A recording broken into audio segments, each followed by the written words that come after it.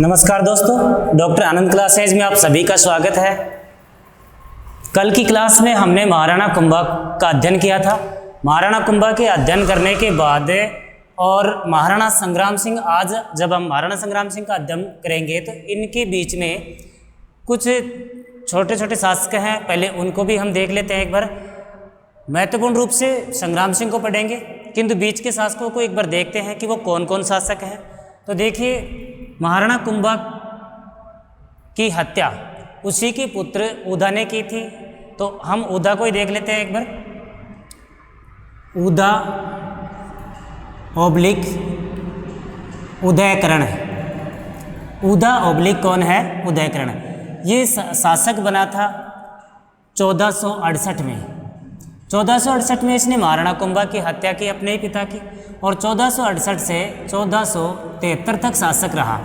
1473 में जनता ने जब मेवाड़ के जनता ने जब विद्रोह किया तो ये मांडू चले गए। कहाँ चले गए? मांडू। उदयकरण 1473 में मांडू चले गए, और मांडू में आकाशीय बिजली गिरने से इसकी उदयकरण की मृत्यु हो गई। इसे मेवाड़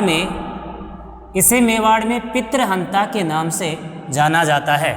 पितृहंता के नाम से जाना जाता है। इस उदयकरण के बाद हम बात करें, महाराणा कुंभा के दूसरे पुत्र शासक बने।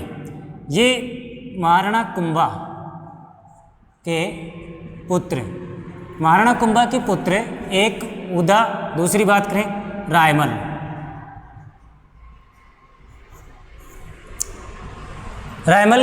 अब जब उदयकरण की हत्या 1473 में हो गई तो रायमल शासक बना 1473 में, और 1473 से लेकर रायमल शासक रहा 1509।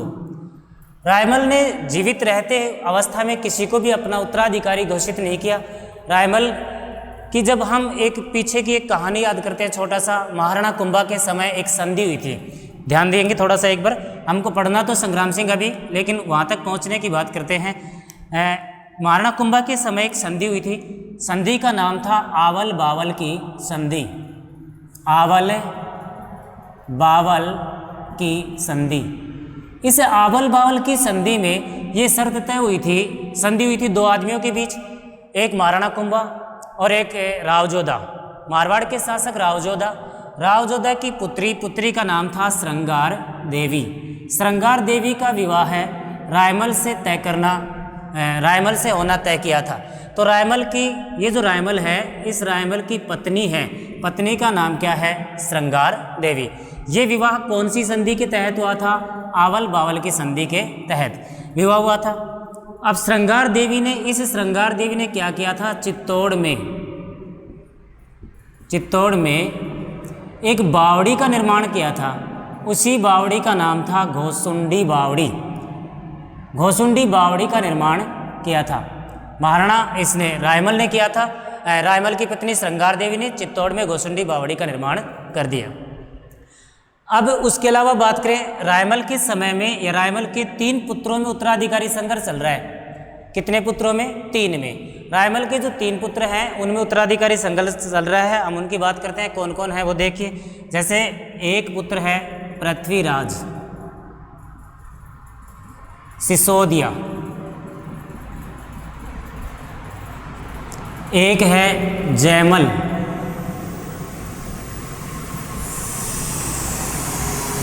और तीसरा है महाराणा सांगा। तो हम अध्ययन किसका करेंगे? महाराणा सांगा का। पर उससे पहले की परिस्थिति देख लेते हैं। इन 3 पुत्रों में, रायमल के 3 पुत्रों में उत्तराधिकारी संघर्ष चल रहा है। अब उत्तराधिकारी संघर्ष चल रहा है तो जो पृथ्वीराज सिसोदिया है, इस पृथ्वीराज सिसोदिया को कहा जाता है उड़ना राजकुमार। उड़ना राजकुमार बहुत ही परीक्षा में आया हुआ प्रश्न है। क्यों कहा जाता है? तेज धावक के कारण। एक तो ये बात है, दूसरी वो मतलब कल्पना बनाने में माहिर थे, बड़ी बड़ी कल्पनाएं बनाया करते थे। उसके अलावा तेज धावक थे, इस वजह से पृथ्वीराज सिसोदिया को उड़ना राजकुमार ही कहा जाता है। पृथ्वीराज सिसोदिया की पत्नी का नाम था ताराबाई, और उन्हीं ताराबाई के नाम पर अजयमेरु दुर्ग का नाम पड़ा था तारागढ़। अजयमेरु दुर्ग का क्या नाम पड़ा था भाई? तारागढ़। हाँ, अब बात करें पृथ्वीराज सिसोदिया, फिर जयमल है। कौन है? जयमल और फिर कौन है महाराणा सांगा। कहा जाता है रायमल के काल में ही ये तीनों भविष्य दिखाने के लिए गए कि भाई हम में से कौन शासक बन सकता है। तो उस कंडीशन में भविष्यवक्ता ने बताया कि भाई राजयोग जो है ना वो किसके है, सांगा के। तो पृथ्वीराज सिसोदिया चिढ़ गया और उसने तलवार का वार किया सांगा पर, तो सांगा की एक आंख फूट गई। तब से फूटना शुरू हुआ। कहते हैं कि सांगा के शरीर पर 80 घाव थे। तो वो हम अभी चर्चा करेंगे। अब पृथ्वीराज सिसोदिया जो है, अब देखो शासक, जब पृथ्वीराज सिसोदिया ने सांगा पर आक्रमण किया था तो सांगा यहाँ से भागकर या अजमेर चला गया था। कहाँ चला गया? अजमेर। और अजमेर में करमचंद पंवार की शरण में रहने लगा। किसकी शरण में भाई? करमचंद पंवार, अजमेर के जंगलों में वहाँ चला गया। तो शासक पृथ्वीराज सिसोदिया बनना चाहिए था, क्यों नहीं बना ये देखेंगे। जयमल बनना चाहिए था, क्यों नहीं बना?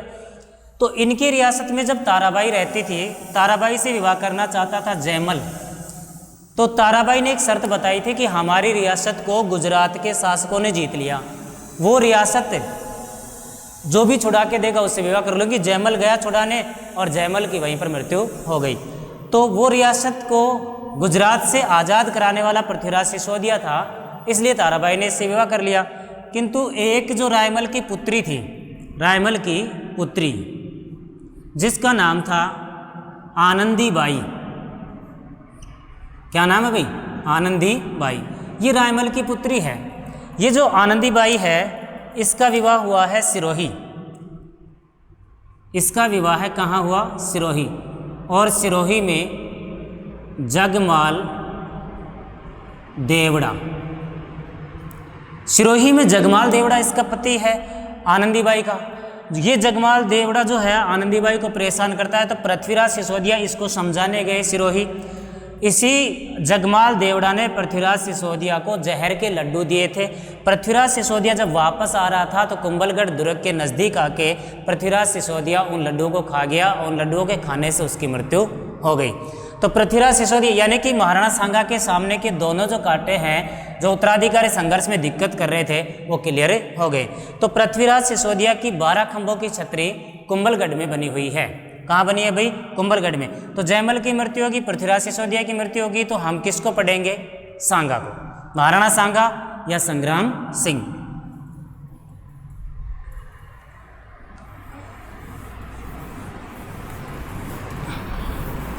हाँ, तो सबसे पहले महाराणा संग्राम सिंह एक प्रसिद्ध शासक है, थोड़ा जीवन परिचय देख लेते हैं। तो देखिए, सबसे पहली बात करें जन्म। महाराणा सांगा का जन्म 12 अप्रैल 1482, 12 अप्रैल 1482 को महाराणा सांगा का जन्म कुंभलगढ़ दुर्ग में हुआ था। कुंभलगढ़ दुर्ग का निर्माण की पिछली क्लास में हमने बात कर ली थी कि कुंभलगढ़ दुर्ग का निर्माण राजसमंद में महाराणा कुंभा के द्वारा करवाया गया था। महाराणा कुंभा के द्वारा करवाया गया था। अब जन्म के बाद हम बात करें, पिता की बात करें। पिता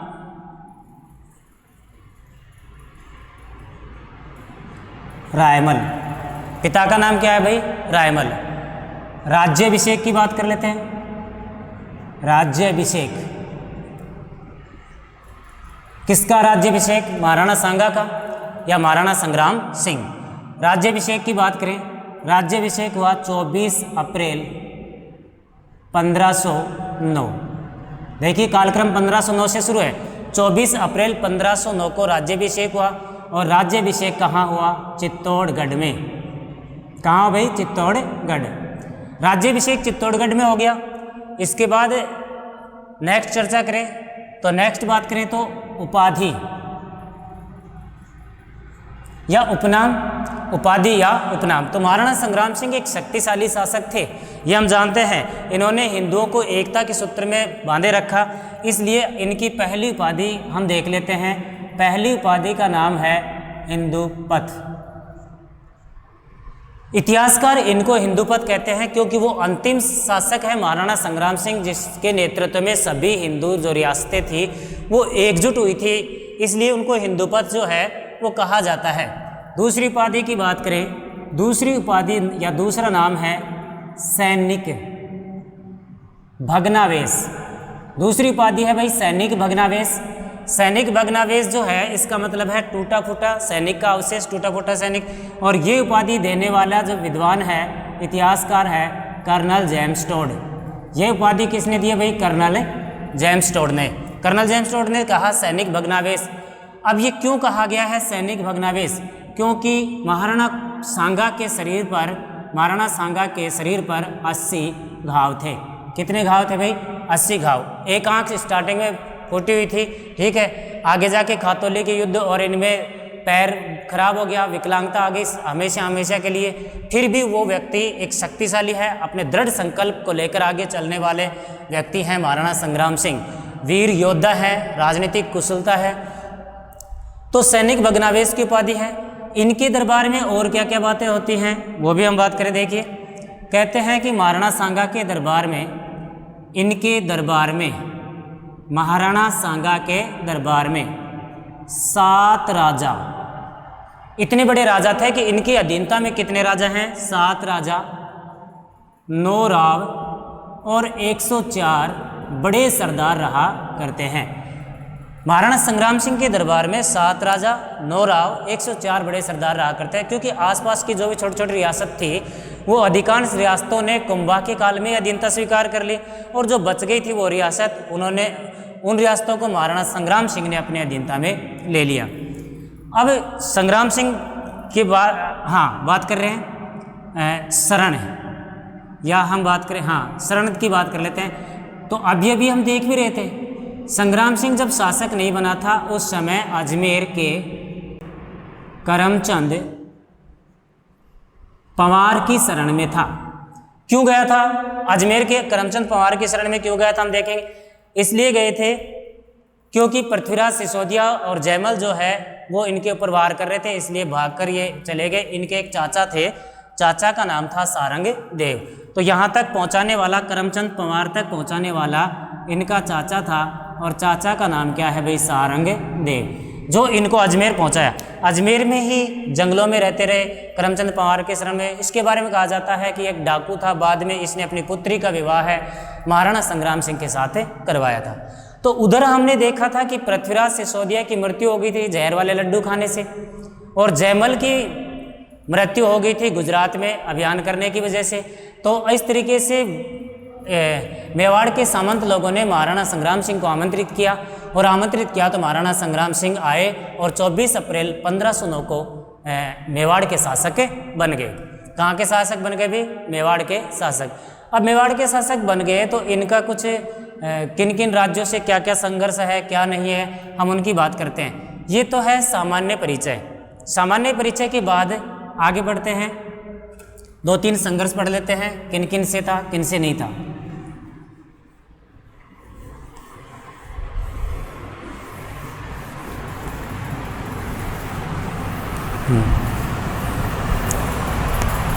देखिए, जिस समय महाराणा संग्राम सिंह शासक बने मेवाड़ के, उस समय दिल्ली का शासक था इब्राहिम लोधी।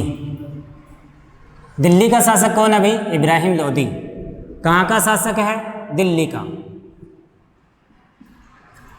अब एक तरफ सत्ता की धुरी दिल्ली की तरफ है, यानी कि सत्ता के 2 बड़े केंद्र भारत में बने हुए हैं, एक दिल्ली, और धीरे धीरे सांगा के काल तक आते आते ऐसे लगने लग गया कि मेवाड़ भी एक बहुत ही शक्तिशाली सत्ता का केंद्र बनता जा रहा है। तो दोनों ही शासकों में महत्वाकांक्षा बढ़ेगी। वो अपने साम्राज्य को मजबूत करने की कोशिश करेगा, वो अपने साम्राज्य को मजबूत करने की कोशिश करेंगे। तो इब्राहिम लोधी जो दिल्ली का शासक है और महाराणा संग्राम सिंह, इन दोनों के बीच 2 युद्ध हुए। दोनों के बीच कितने युद्ध हुए? 2। तो इब्राहिम लोधी के पिता का नाम सिकंदर लोधी था। सिकंदर लोधी 1517 तक रहा। जब तक वो रहा उसने मेवाड़ या राजपूत रियासतों के साथ किसी प्रकार की छेड़खानी नहीं की। लेकिन इब्राहिम लोधी को ऐसा लगता था कि संग्राम सिंह एक शक्तिशाली शासक बन सकता है, तो इसका एक ही तरीका है कि उस युद्ध किए जाए, अपने साम्राज्य का विस्तार किया जाए। तो साम्राज्य का विस्तार किया जाए, इसलिए दोनों के बीच 2 युद्ध है। देखते हैं कौन कौन से युद्ध है।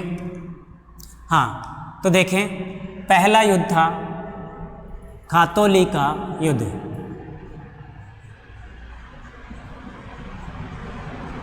(1517) खातोलिक युद्ध 1517। खातोलिक युद्ध की बात करें तो उस समय जो था ये बूंदी रियासत में था। खातोली जो क्षेत्र है उस समय कहाँ थी? बूंदी रियासत में। आज की बात करें तो आज जो खातोली का क्षेत्र है वो कहाँ है? कोटा जिले में। कहाँ भाई? कोटा जिले में। इस खातोली के युद्ध में आप समझ गए होंगे खातोली के युद्ध किन के बीच था? एक इब्राहिम लोदी और एक महाराणा सांगा। इस युद्ध में सांगा की जीत हुई। युद्ध में सांगा की क्या हो गई थी? जीत।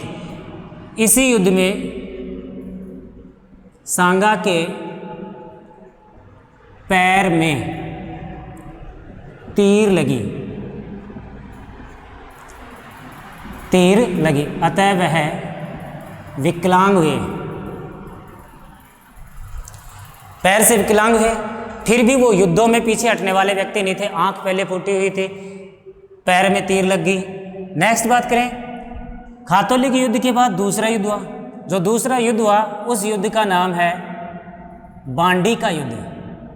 क्या नाम भाई? बांडी का युद्ध। बांडी का युद्ध है वो हुआ 1518 में। 1518 में। और बांडी कहाँ है? सीधी सी बात करें तो बांडी कहाँ है भाई? धौलपुर। यहाँ युद्ध हुआ। अब दोनों ही युद्ध किसके साथ है? इब्राहिम लोदी के साथ। दोनों ही युद्ध किसके साथ है भाई? इब्राहिम लोदी के साथ। हम इब्राहिम लोदी से संघर्ष देख रहे हैं। महाराणा सांगा कहाँ के शासक हैं? मेवाड़ के। और इब्राहिम लोदी कहाँ के शासक हैं? दिल्ली के। तो खातोलिक युद्ध में सांगा की जीत हो गई, पैर में तीर लगी, लेकिन फिर भी वो विकलांग, स्थायी रूप से विकलांग हुए, लेकिन युद्ध को जीत गए। बांडी का युद्ध 1518 धौलपुर में, इसमें भी सांगा की जीत हुई। महाराणा संग्राम सिंह की इस युद्ध में भी क्या हुई? जीत।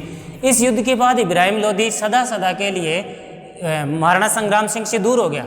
वो समझ गया कि महाराणा संग्राम सिंह को जीत नहीं पाएंगे, पर फिर भी महत्वाकांक्षा है दोनों राज्यों की, दिल्ली की भी और मेवाड़ की भी। इस समय समस्त रियासतों में, समस्त भारतीय जनता में ऐसे हो गया कि मेवाड़ है वो कुछ ही समय में पूरे भारत को अपने मुट्ठी में ले सकता है, या पूरे भारत की शक्ति वो मेवाड़ की तरफ केंद्रित हो सकती है, ऐसा लग रहा था।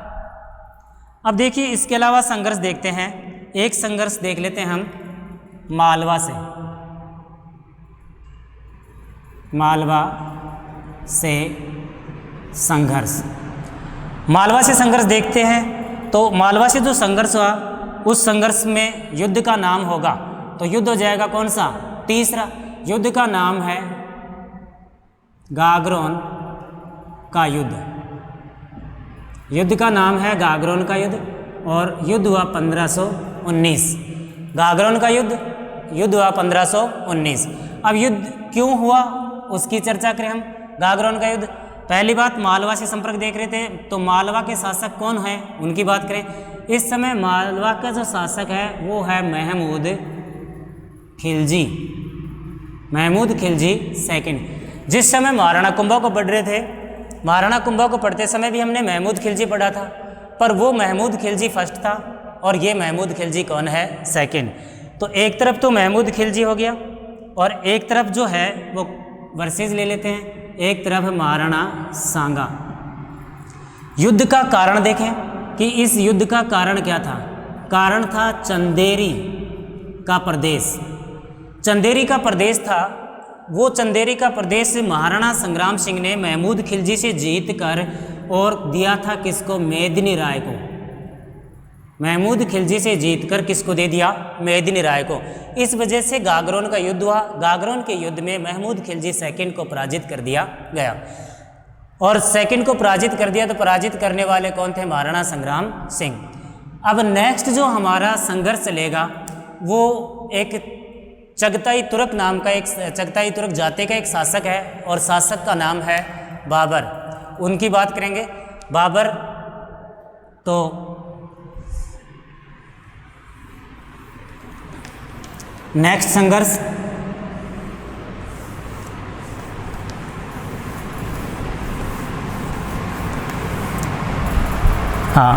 हम बात करते हैं बाबर से संघर्ष। देखिए, जब इंडियन हिस्ट्री हम पढ़ेंगे तो उसमें बाबर का पूरा जीवन परिचय और जो भी बातें होंगी वो पढ़ेंगे। इस समय सिर्फ इतना ही हम बात करेंगे कि बाबर का जन्म 14 फरवरी 1483 फरगना में हुआ था।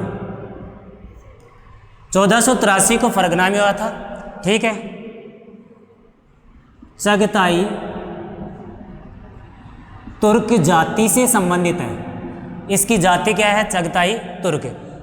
तो शासक बना, ये शासक बना, बाबर जो है वो शासक बना 1494 में। 1494 में बना, इसका मतलब 11 वर्ष की आयु में। कितने वर्ष की आयु में? 11 वर्ष की आयु में। लेकिन षड्यंत्र के तहत, राजनीति के तहत 1497 में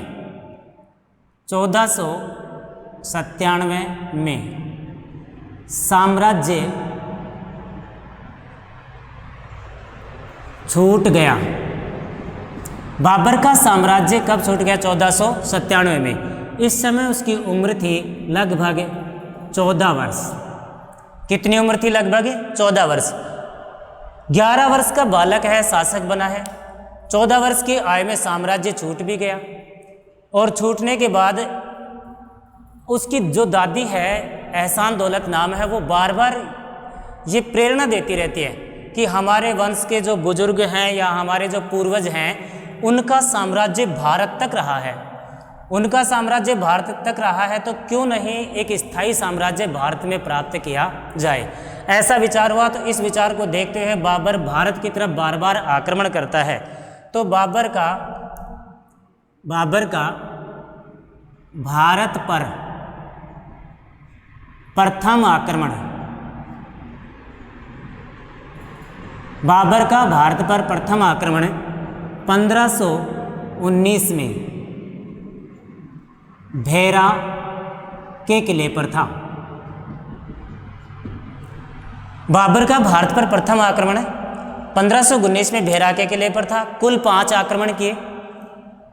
बाह्य रूप से जब आक्रमण किए बाबर ने 5 आक्रमण, लेकिन आंतरिक युद्ध देखेंगे तो बाबर के 4 युद्ध थे। तो जिस समय बाबर ने शासन किया तो दिल्ली का शासक, इस समय दिल्ली का शासक कौन है भाई? दिल्ली का शासक इब्राहिम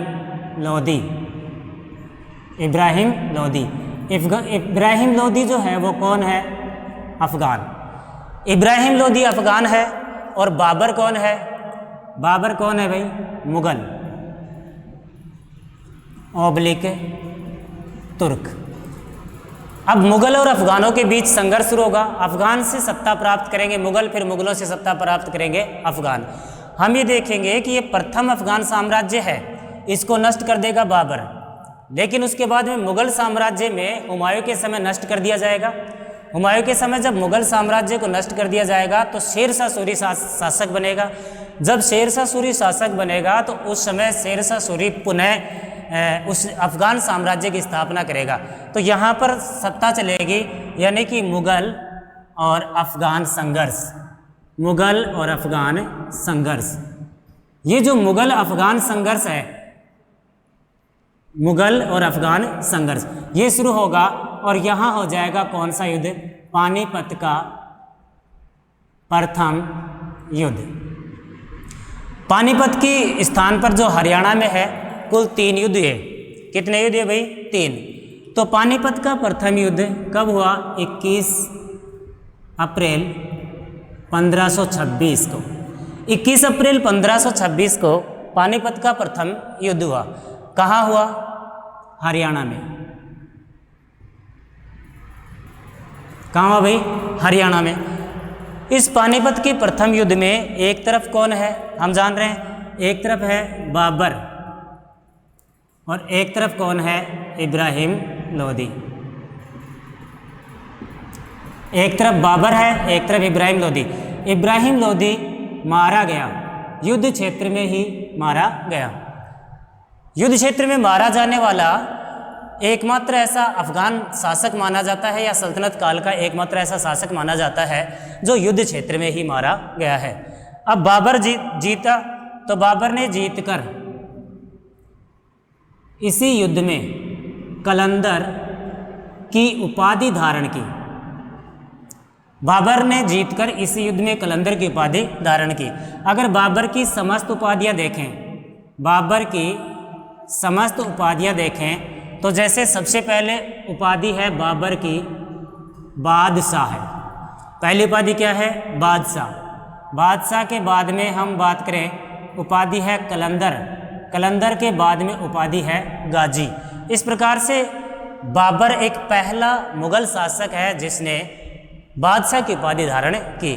किंतु कलंदर की उपाधि जो है ना, ये कलंदर की उपाधि ये इस युद्ध में धारण की गई। युद्ध का नाम क्या है? पानीपत का युद्ध। पानीपत के युद्ध में ये उपाधि धारण की है। इस युद्ध में बाबर ने तुलगमा पद्धति का प्रयोग किया। तुलगमा पद्धति, बाबर ने तुलगमा पद्धति का प्रयोग किया। तुलगमा पद्धति में इस प्रकार से तोपों की श्रृंखला सजाई जाती है। सेना के 3 पार्ट बनाए जाते हैं। सेना के कितने पार्ट बनाए जाते हैं? 3। 1 पार्ट, 2 पार्ट और 3 पार्ट। इधर से ये एक खाई होती है, इधर से भी एक खाई खोद दी जाती है। सामने वाली सेना यहाँ आएगी, युद्ध करेगी। सामने वाली सेना के साथ में यहाँ पर रखी जाती हैं तोपें। यहाँ पर क्या रखी जाती हैं? तोप। अब यहाँ पर तोप रखी जाती हैं और तोप का प्रधान है तोप सेना का अली कुली खां। जो तोप चलाएगा वो कौन होगा? अली कुली खां। अब जब ये सेना संग्राम सिंह की होगी, इब्राहिम लोदी जो भी है, विपक्ष की सेना, विरोधी सेना जब सामने आएगी तो ये क्या करेंगे? ये लोग इधर से चलेंगे और इधर से चलकर पीछे की साइड आएंगे। इधर से ये लोग इधर से चलेंगे और पीछे की साइड आएंगे। इधर खाई है तो ये जो सेना है ये आंतरिक रूप से घिर जाएगी और यहाँ पर रखी जाएगी सुरक्षित सेना। तुलगमा पद्धति का मतलब है सेना को सुरक्षित रखना। यहाँ पर एक सेना रखी जाएगी जिसका नाम रहेगा सुरक्षित सेना। अब ये सेना अंदर जाएगी, थक जाएगी, ये सेना थक जाएगी, ये सेना पीछे है, ये सेना पीछे है। तो इस कंडीशन में अचानक इस सेना का प्रहार कराया जाएगा और सामने वाली सेना हार जाएगी। तो पानीपत के युद्ध में बाबर ने कौन से युद्ध में भारत में जीत हासिल की है या भारत में प्रवेश किया है? तो वो युद्ध है कौन सा? पानीपत का युद्ध।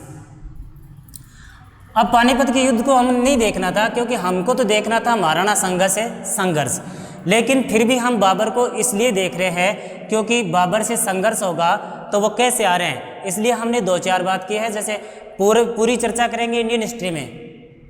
जन्म 14 फरवरी 1483 को, चगताई तुर्क जाति का है, शासक 1494 में, 1497 में साम्राज्य छूट गया। भारत पर पहला आक्रमण 1519 में, दिल्ली का शासक था। ठीक है, अब बात करते हैं बाबर और महाराणा संग्राम सिंह का संघर्ष।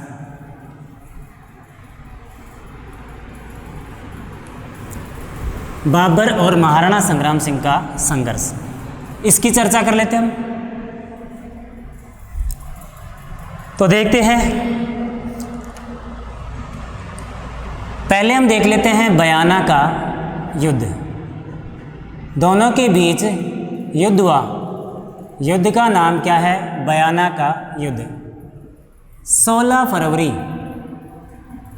1527, 16 फरवरी 1527 जिस समय पानीपत का युद्ध जीता था बाबर ने, उस समय उसने 2 प्रदेश जीत लिए थे, दिल्ली भी जीत लिया था और अफगानों की दूसरी राजधानी जो थी आगरा वो भी जीत लिया था। तो इस समय बाबर आगरा में है, उसका पुत्र हुमायूं है, सेना है आगरा में। उनको भी लग रहा है कि भाई महाराणा संग्राम सिंह को जीते बगैर भारत पर शासन करना मुश्किल है, उनको जीतना जरूरी है, एक बात। दूसरी बात ये कहा जाता है कि बाबर ने अपनी आत्मकथा, बाबर की आत्मकथा का नाम था बाबर जो है इसकी आत्मकथा यानी कि स्वयं लिखी गई ऐसे, उसका नाम था बाबरनामा। इस आत्मकथा में बाबर ने लिखा है कि मुझे सांगा ने ही आमंत्रित किया है, इब्राहिम लोदी पर आक्रमण करने के लिए आमंत्रित किया, लेकिन पानीपत के युद्ध में सांगा ने विश्वासघात किया और उसने मेरा साथ नहीं दिया, इसलिए मुझे सांगा पर आक्रमण करना पड़ा। तो ये बात है। अब देखिए, बात करें, ये एक क्षेत्र है, हम समझें मेवाड़, ये आगरा समझ लें, इसके टच में यहाँ पर भरतपुर है, यहाँ तक का साम्राज्य सांगा का है। इसको बयाना ही समझ लें, भरतपुर बयाना।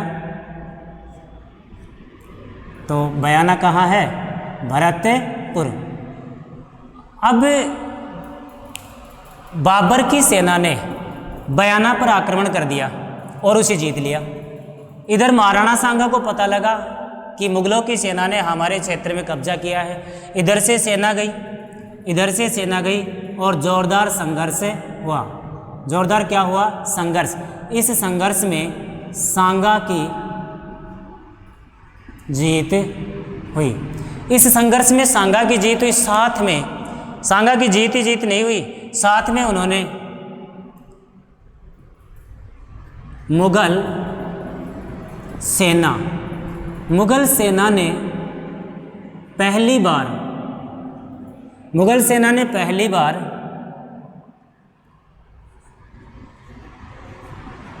राजपूत सेना का प्रहार देखा और देखकर वो घबरा गए। राजपूत सेना का प्रहार देखकर घबराए और यहाँ से भागे। यहाँ से क्या किए? भागे। यहाँ से सीधा मुगल सेना भागी और भागते भागते कहाँ पहुँच गई? आगरा। कहाँ पहुँचे भाई? आगरा। और आगरा में जाकर मुगल सेना ने युद्ध करने से मना कर दिया। अपने हथियार पटक दिए, लियो महाराज कौन लड़ा? क्यों भाई, क्या बात हुई, क्यों नहीं लड़ोगे? आप देखेंगे ऐसे इतिहास में कुछ उदाहरण मिलते हैं एक दो बार कि कुछ ऐसे राजा हुए जिनकी सेना ने सामने वाले राजाओं से लड़ने से मना कर दिया। ऐसा उदाहरण था एक सिकंदर से संबंधित।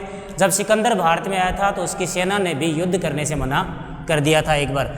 ऐसे ही बाबर की सेना ने बयाना के युद्ध में राजपूत सेना का प्रहार देखा, राजपूत सेना का बल देखा और उन्होंने युद्ध करने से मना कर दिया कि महाराज जितना राज्य है उतना ही काफ़ी है, इससे ज़्यादा बढ़ाने के चक्कर में कभी हम जो साम्राज्य है वो भी ना खो दें। इसलिए हमारी ये राय है कि अब आगे ना बढ़े और अपने आप को सुरक्षित रखें। ऐसा सोच विचार किया गया। हाँ, तो देखिए, अब बाबर की सेना ने तो युद्ध करने से मना कर दिया, बयाना का युद्ध हो गया, इसमें जीत हो गई। अब बयाना के युद्ध के बाद बाबर ने खुद ने लिखा है अपनी आत्मकथा बाबरनामा में कि जिस समय मेरा साम्राज्य छूट गया था, मेरे जितने भी विश्वास पात्र जो लोग थे, अब सैनिक सिपाही थे, वो सब साम्राज्य छोड़ कर चले गए, तनख्वाह ही नहीं थी देने के लिए। अकेला व्यक्ति 150 सैनिकों के साथ कई सालों जंगलों में भटकता रहा और ऐसा आदमी इतनी बड़ी सेना बना लिया, इतनी बड़ी तोपखाने का निर्माण कर लिया और भारत पर आक्रमण कर लिया और भारत को जीत भी लिया और मुगल सत्ता की भारत में स्थापना भी कर दी। तो ये क्या है? ये है दृढ़ शक्ति, ये है इच्छा शक्ति, ये है जिद, एक व्यक्ति की जिद जिसने अपनी सफलता तक पहुंच बनाई। तो वह व्यक्ति, अब बाबर सोच रहा है कि जब बचपन से मैंने इतने तरीके से जीत हासिल करता आया हूँ, बड़ी मुश्किल दौरों का सामना किया है, तो भारत को वापस छोड़कर चला जाऊँ, ये तो कोई तरीका ही नहीं है। तो भारत को वापस छोड़कर तो नहीं जाना चाहिए, जाएंगे तो कहाँ जाएंगे? ये भी तो देखो, पीछे के साम्राज्य तो सब निकल गए हाथ से, काबुल था इनके पास और साम्राज्य निकल गए। तो अब देखिए वो नए युद्ध की तैयारी करते हैं और नए युद्ध का नाम अभी हम पढ़ते हैं।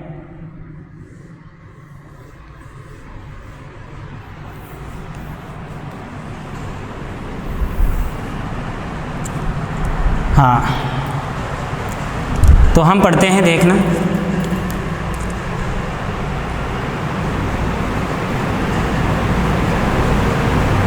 खानवा का युद्ध। कौन सा युद्ध? खानवा। 17 मार्च 1527। 17 मार्च 1527 को खानवा का युद्ध हुआ। किन के बीच हुआ? महाराणा सांगा और बाबर के बीच। खानवा का युद्ध हुआ 17 मार्च 1527 को। खानवा कहाँ है? भरतपुर की रूपवास, भरतपुर की रूपवास तहसील में। अब इस युद्ध में हम अच्छी तरह जानते हैं कि इस युद्ध में महाराणा सांगा की हार हुई। अब ये भी देखो सोचने की बात है कि 1 महीने पहले तो महाराणा सांगा इतने शक्तिशाली थे, महाराणा सांगा ने बाबर के परखच्चे उड़ा दिए या भागकर जाना पड़ा बाबर की सेना को और युद्ध करने से मना ही कर दिया, और 1 महीने बाद युद्ध हो रहा है और इस युद्ध में बाबर जीत भी रहा है। तो उसका एक कारण तो यह है कि उन्होंने सांगा की सेना का मनोबल देखा है, एक व्यवस्था देखी है कि वो कैसे लड़ते हैं, और उस व्यवस्था के अनुरूप अपने आप को ढालने का 1 महीने का समय मिल गया।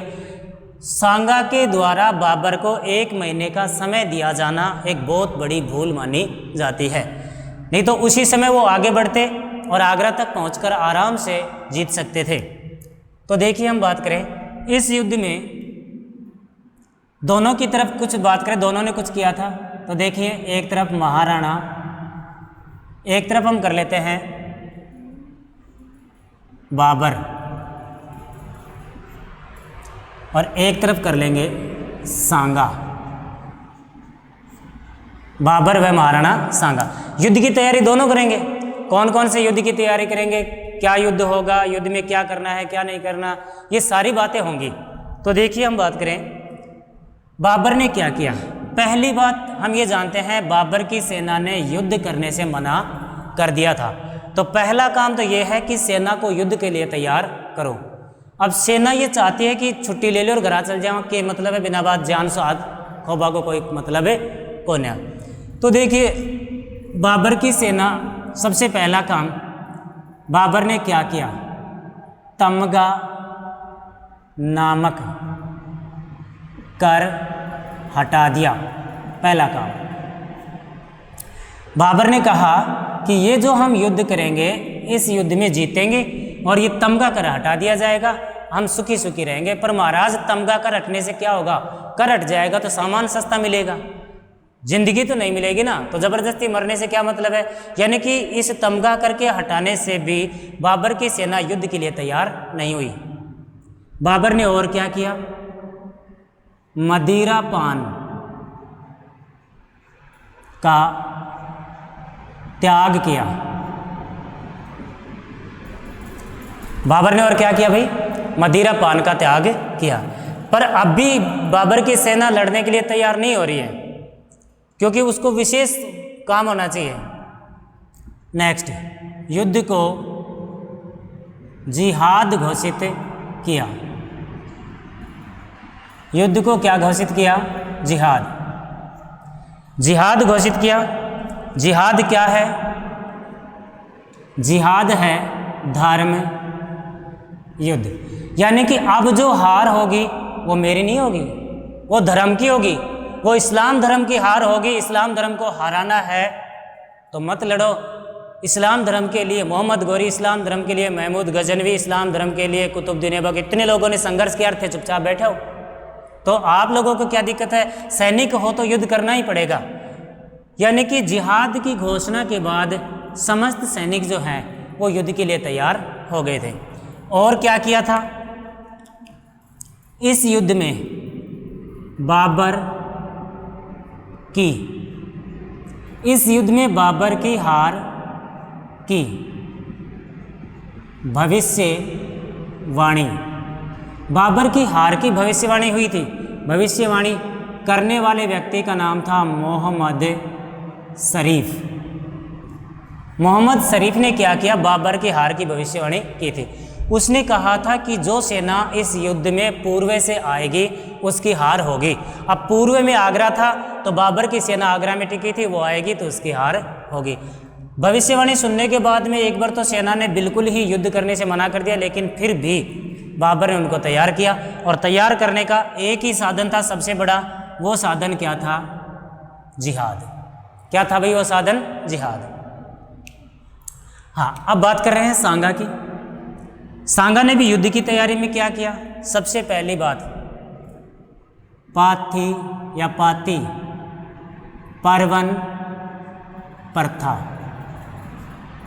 पाथी पर्वन प्रथा, पाती पर्वन प्रथा लागू की।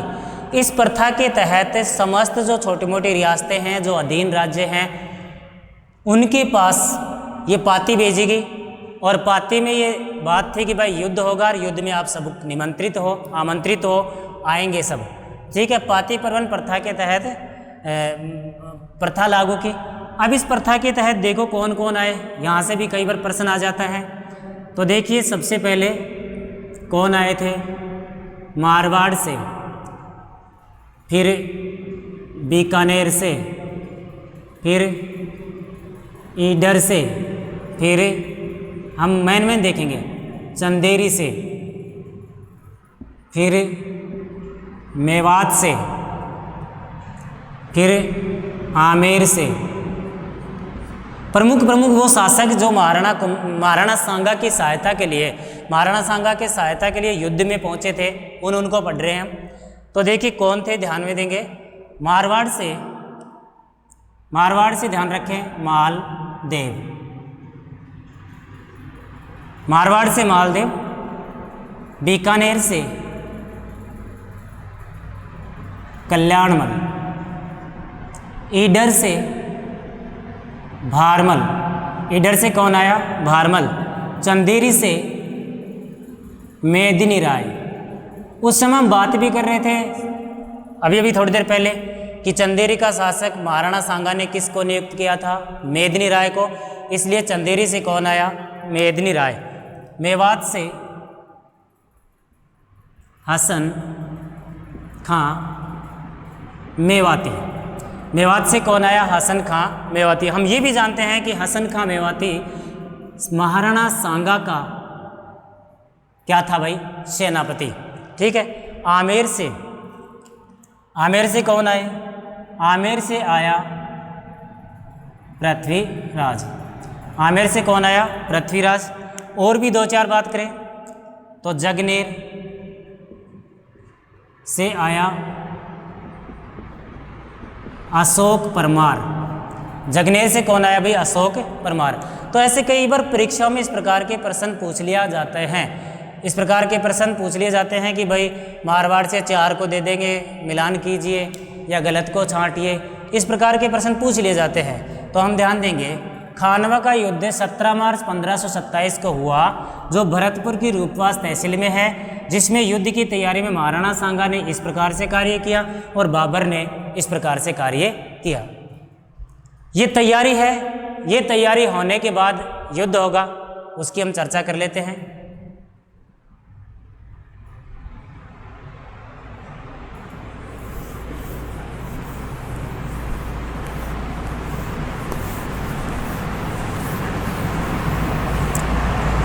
हाँ, तो देखिए ये मैदान है, इस मैदान में युद्ध हो रहा है। क्या हो रहा है? युद्ध हो रहा है। तो सांगा का सेनापति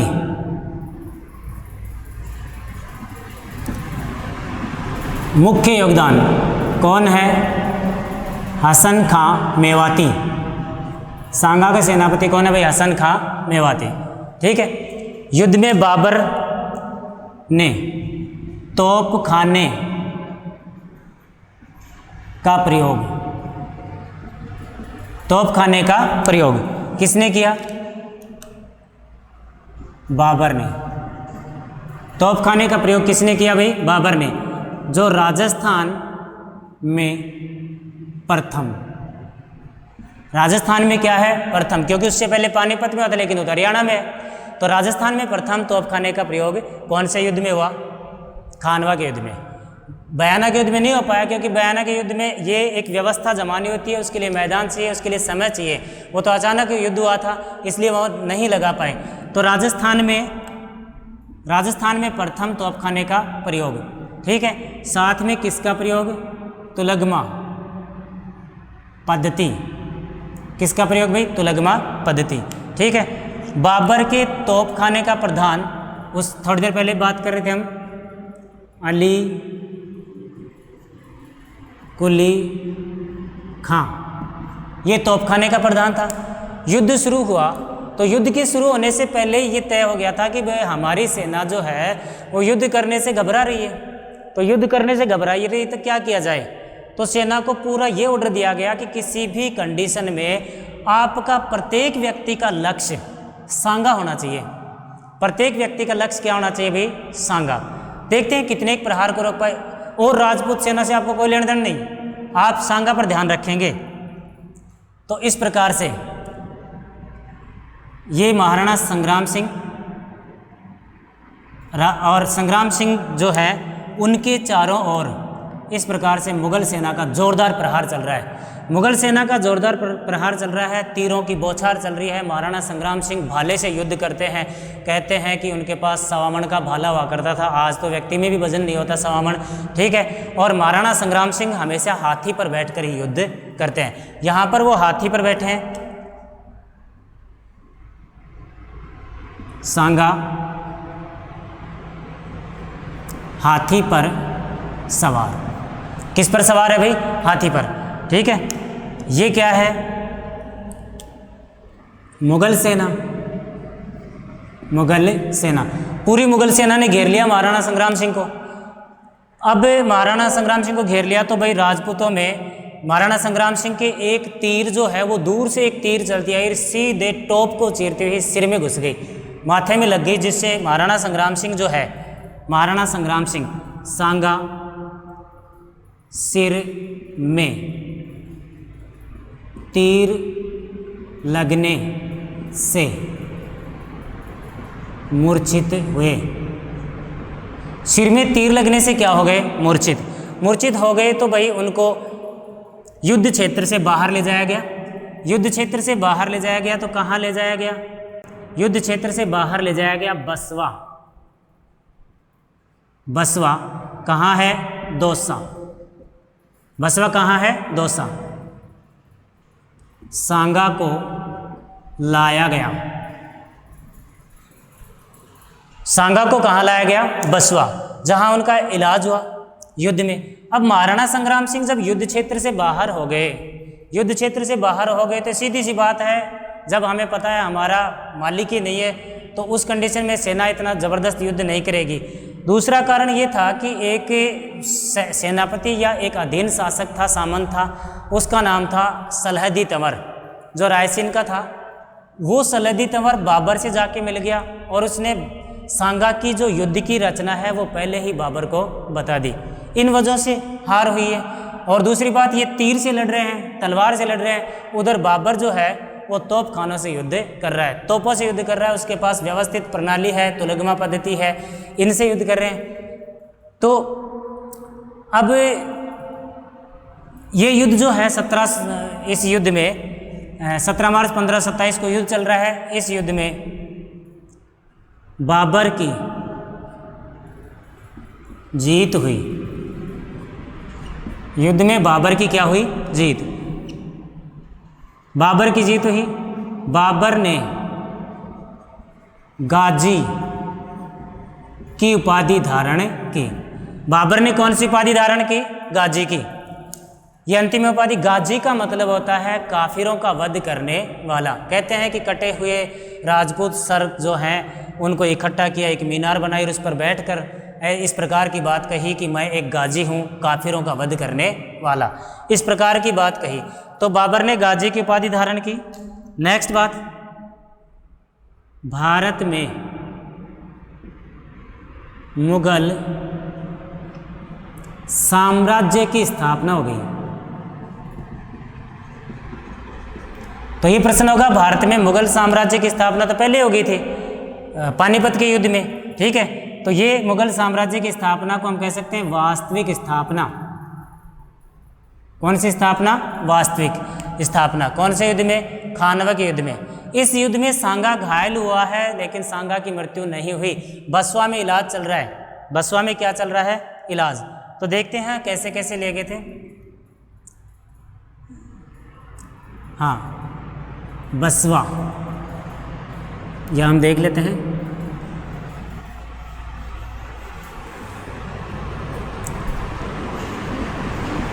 बसवा में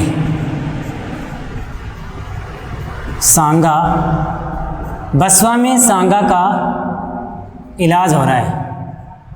मूर्छित हो गए थे। अब 1529 में ये युद्ध तो 28 में जीत जात लिए थे। 29 में बाबर ने विचार किया कि चंदेरी पर आक्रमण किया जाए। सांगा को होश भी आ गया था, तो पर पूर्ण तरीके से ठीक नहीं हुए थे, इसलिए सांगा ने अपनी सेना को तैयार किया। बात की कि चलो भी हम क्यों नहीं, हम आक्रमण करते हैं, चंदेरी के राजा मेदिनी राय की सपोर्ट करते हैं। सांगा के सैनिकों को ऐसा महसूस हुआ कि हम युद्ध जीत नहीं पाएंगे और मारे जाएंगे, बहुत से लोग ऐसे ही मारे गए, तो क्या मतलब है युद्ध करने का। इसलिए कालपी में, कालपी कहाँ है? एमपी। कालपी में सांगा को जहर दिया गया। उसी के सैनिकों द्वारा कालपी में सांगा को जहर दिया गया। 30 जनवरी 1528 को 30 जनवरी 1528 को सांगा की मृत्यु हो गई। 30 जनवरी 1528 को सांगा की क्या हो गई? मृत्यु हो गई। तो अब देखते हैं छत्री, मांडलगढ़ कहाँ है? भीलवाड़ा। छत्री कहाँ बनी है? मांडलगढ़। और मांडलगढ़ कहाँ है भाई? भीलवाड़ा। कितने खंभों की है? 8 खंभों की छत्री। कितने खंभों की छत्री है भाई? 8 खंभों की छत्री। इस प्रकार से एक बहुत ही शक्तिशाली, जो एक ऐसा व्यक्ति जो प्रत्येक हिंदुओं के लिए पथ दिखाने वाला है, वो हिंदूपथ व्यक्ति, वो सैनिक भग्नावेश जिसके शरीर पर 80 घाव होने के बाद भी युद्धों से कभी घबराया नहीं, वो लगातार युद्ध करता रहा, वो व्यक्ति का इस प्रकार से मृत्यु हुई और धीरे धीरे भारत जो है वो गुलामी की अवस्था में चलाता गया। इसके बाद महाराणा सांगा की मृत्यु के बाद कई वर्षों तक ऐसा कोई राजपूत योद्धा ही पैदा नहीं हुआ जो मुगलों को खदेड़ सके, जो मुगलों को भारत से निकाल सके। इन्हीं के वंश में होंगे और वो होंगे महाराणा प्रताप। कौन होंगे भाई? महाराणा प्रताप। जब महाराणा प्रताप होंगे उस समय मुगल शासक होगा अकबर, तो मुगल शासक अकबर का मुकाबला वो करेंगे। इस प्रकार से महाराणा संग्राम सिंह के हमने युद्ध देखे हैं, लगभग सभी युद्धों में जीत, लेकिन अंतिम रूप से खानवा के युद्ध में उनकी हार हुई। इस प्रकार से और 30 जनवरी 1528 को उनकी मृत्यु हुई। छत्री बनी है मांडलगढ़ में, भीलवाड़ा। और छत्री का निर्माणकर्ता जो है उनकी बात करें, अशोक परमार। परमार वंश का सामंत जो उनके अधीन था, अशोक परमार, इसने छत्री का क्या करवा दिया? निर्माण।